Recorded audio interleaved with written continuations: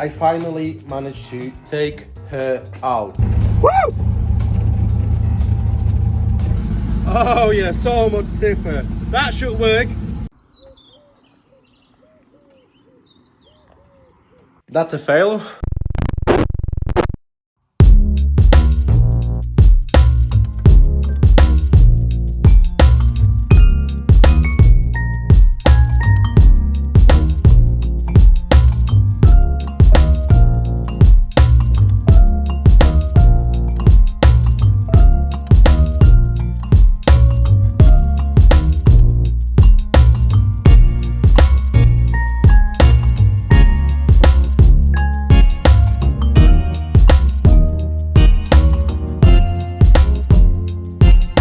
So I'm back here in a garage. Just kidding.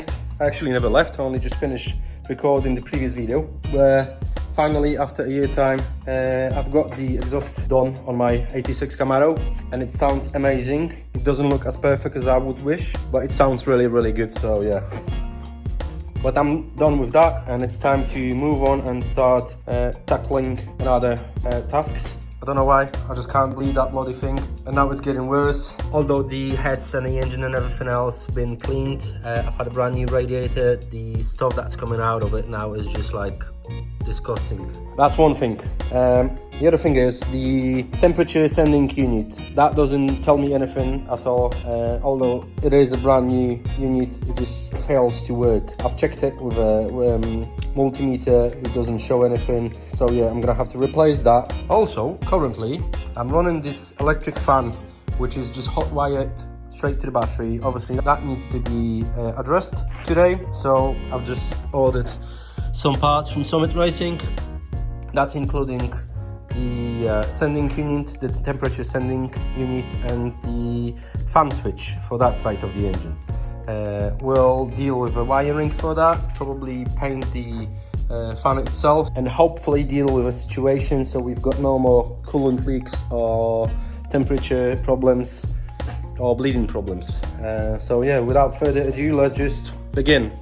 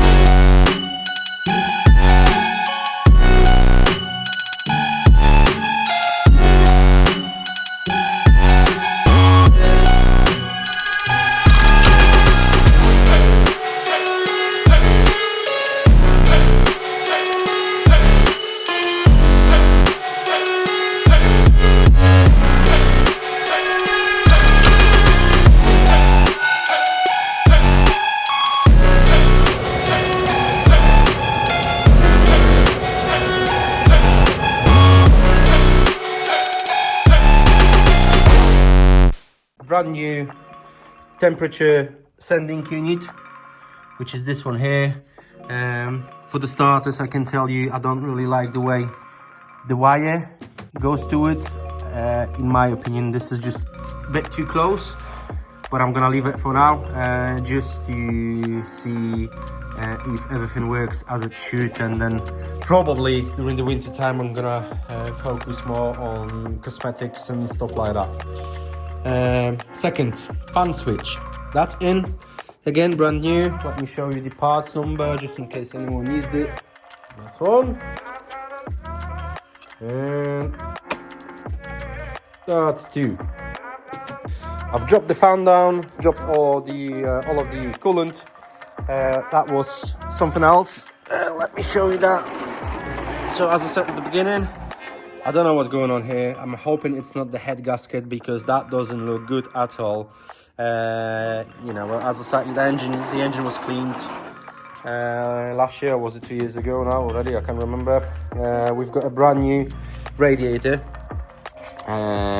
Most of the hoses are new, so I just don't really understand where the dirt is coming from, but yeah, I've drained the old coolant, and we just topped it up with a fresh one. So now I'm gonna start the car again, leave it running.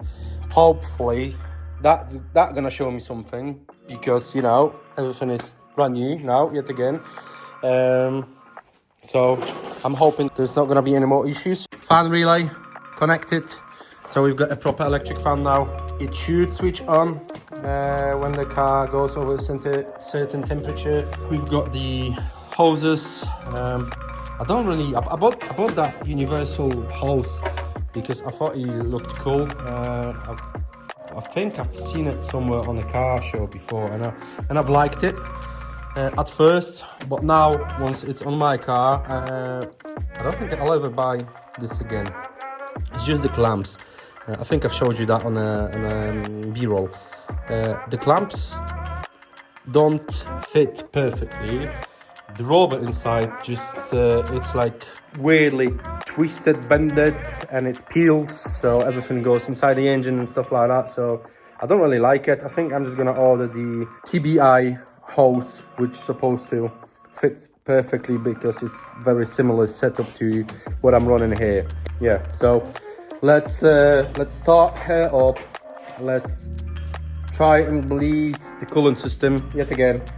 Hopefully she'll be fine now, and once that's done, I can move on to working on this. Jesus, the mess in the garage. That's a vacuum tank.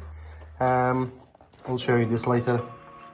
It's something that I need on a car, because I'm running quite aggressive cam. There was not enough vacuum on the engine, and I've got a very limited brakes because of that. So yeah, let's start her up first, see what we are at, and then move on from there. Got no fuel. I will not run. No fuel.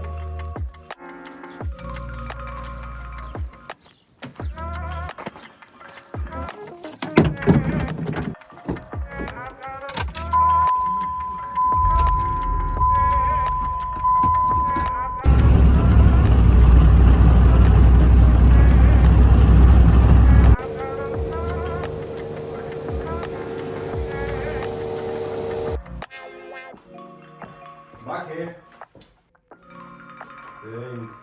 Drink.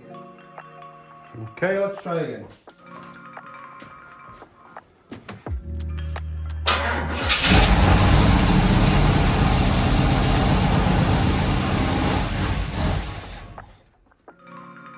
Almost. That's a fail. 2 days later here. And the car is still not running. Engine was cranking, spark is here, but we've got no fuel. So I thought it might be the fuse. Checked it, it wasn't. Then I thought it might be the relay. I've replaced that again. Same issue. So obviously that's the fuse. Still here, still fine. checked the wiring, that wasn't it. Checked the earth on wiring, or the ground on wiring, that wasn't it.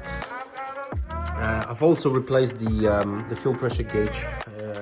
That's because the previous one didn't show me anything, and I was a bit confused, like, because the engine was running. You've seen it running last week or the week before, and it was running, but it wouldn't show me any fuel pressure. So I thought, yeah, that's okay, you know, the fuel gauge is probably bad, or it's failing and just doesn't work. So I've ordered a new fuel pressure gauge, and it only shows me like 2 psi, I think, more or less. That only leaves one thing, and it is a pain in the ass to replace. Fuel pump.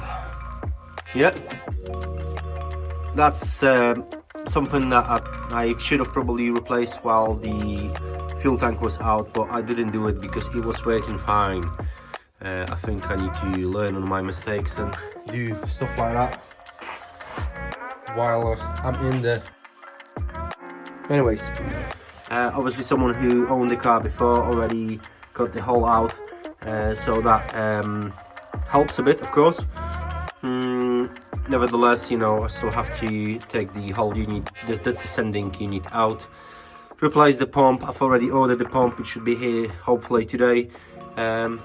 Before I go any further with bleeding the coolant system, obviously now I need to deal with a fuel pump, but as I said, the fuel pump should be here today, so I better start working on that, taking the sending unit out, and once the pump is here we can drop it back in and hopefully start the car back again.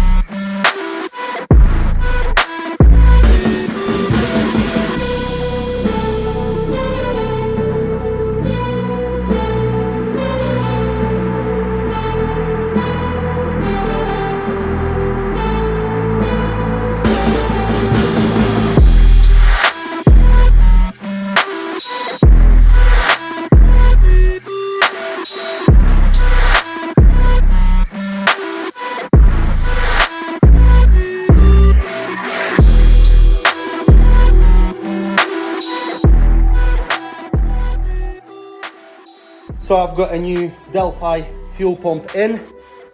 We've got a new fuel pressure regulator in, which is this one here. All of the hoses for the radiator, the transmission cooling lines, all of that is now connected. So let's give it a try. Again, power on. Let's see if she starts.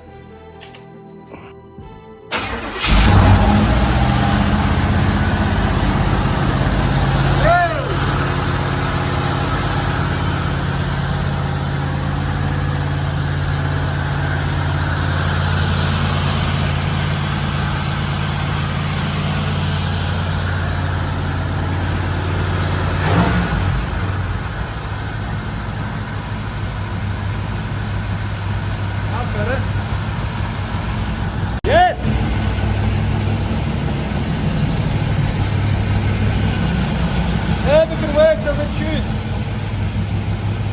Yeah, baby.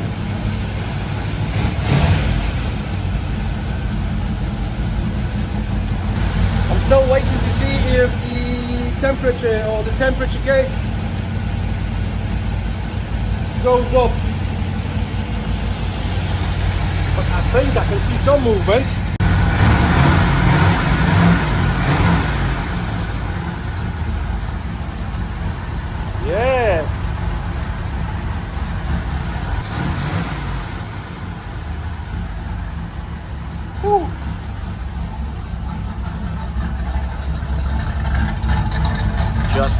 Listen to that. Oh, I love it.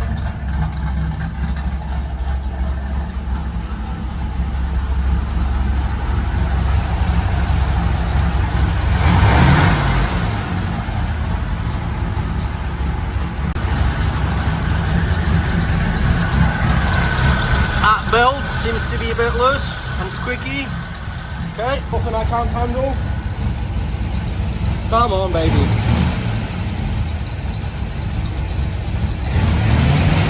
Let me see some temperature. Oh my god, that belt. Yes, we've got temperature. So the gauge is working.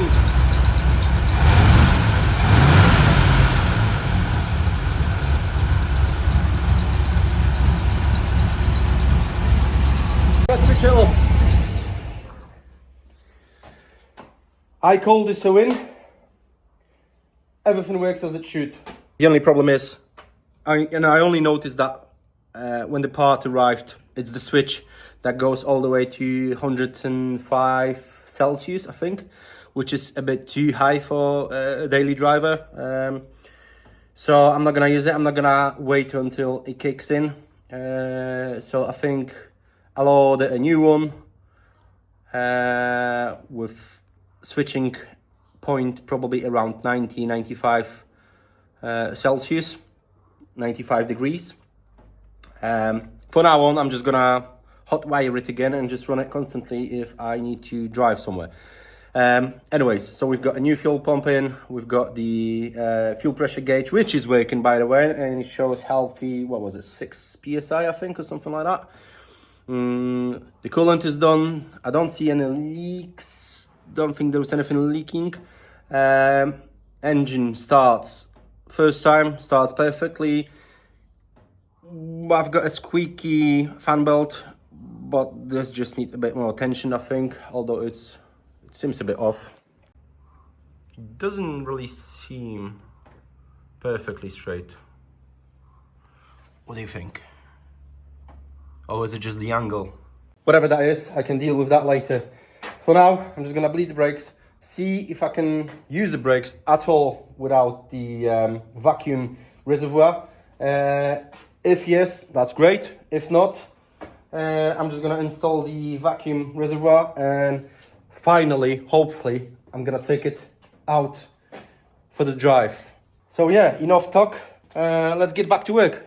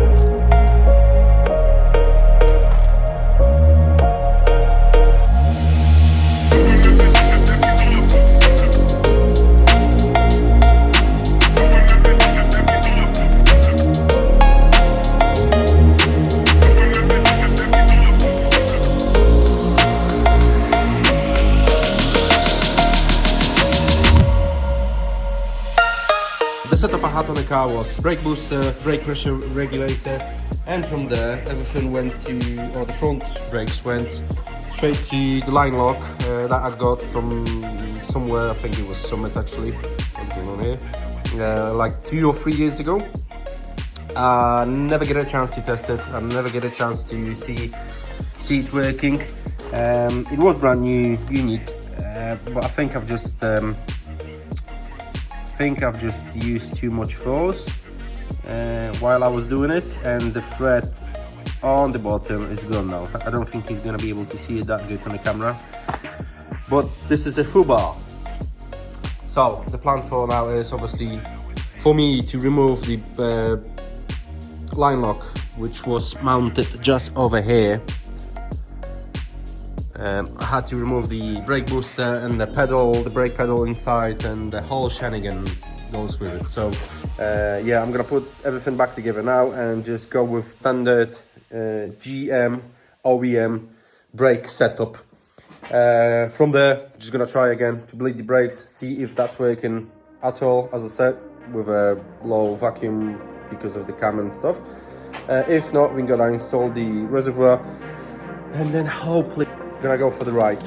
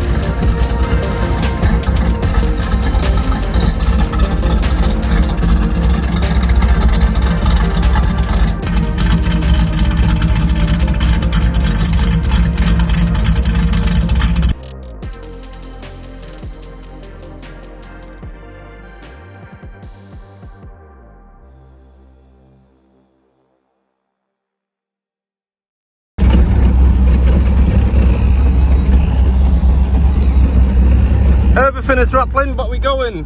We've got brakes, or some brakes. We've got coolant.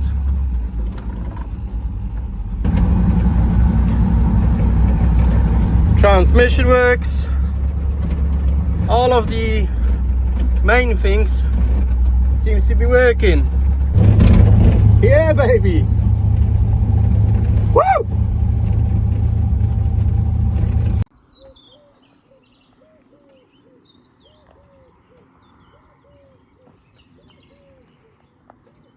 Even if, just for the short ride, I finally managed to take her out for the first ride since end of 2022. She's been waiting patiently here. Oh, well, not here, in a other garage.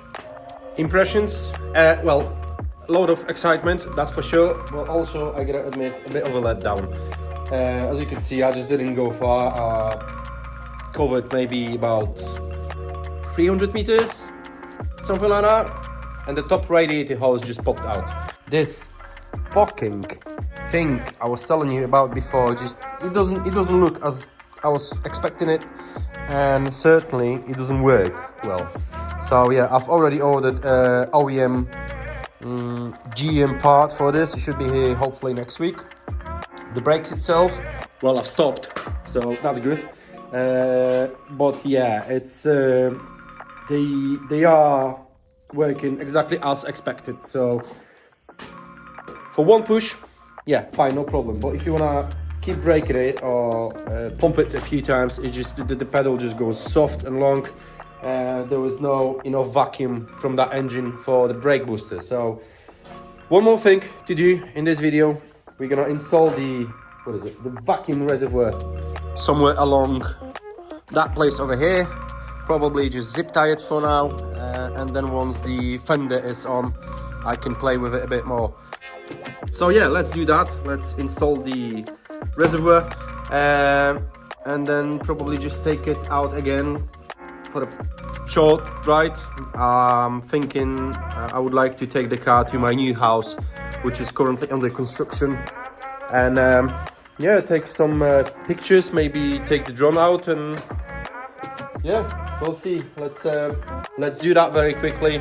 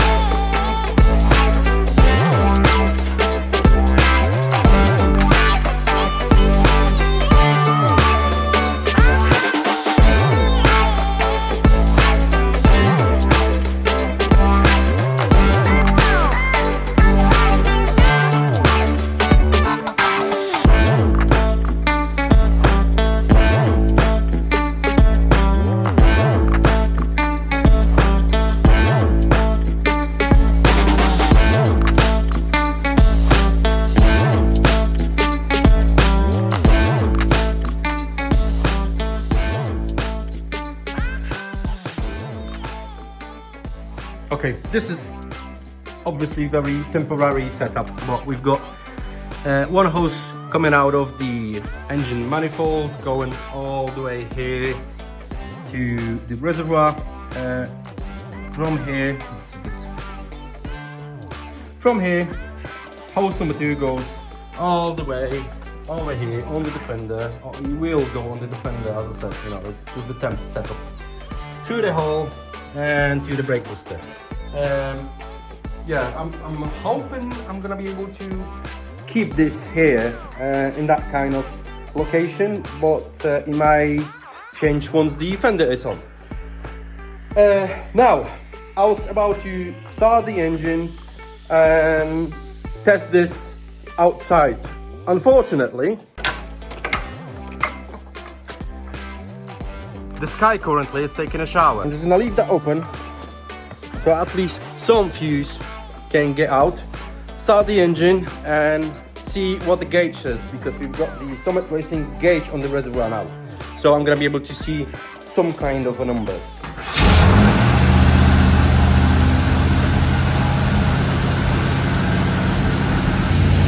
I really need to do something about that switch belt. It's horrible. But yeah, we've got some vacuum.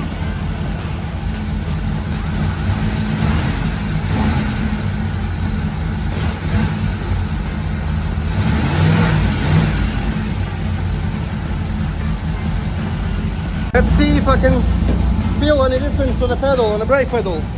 Oh yeah. Oh yeah, so much stiffer. That should work. And I keep pumping it, and it's fine. Nice. You want to see here around 10 on idle.